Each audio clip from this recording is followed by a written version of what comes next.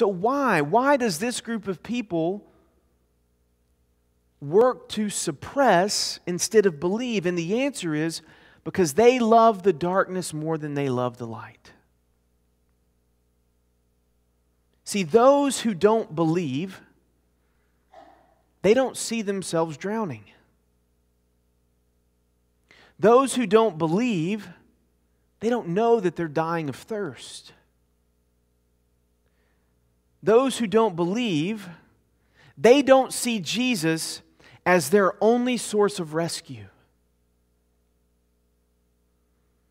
They see their comfort and their tradition, their religious system as supreme. And when they see Jesus, what they see is something that threatens the things that they treasure most.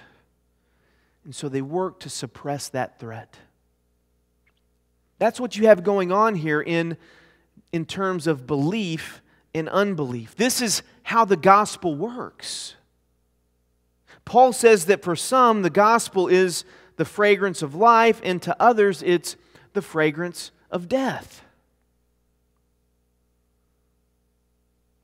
The reality of God's grace in salvation, right? This truth that we must completely and totally depend upon Jesus Christ, forsaking all other ways of trying to earn God's favor, forsaking all other ways of trying to satisfy ourselves, dying to ourselves, and resolving to do so every single day will only sit with you one of two ways.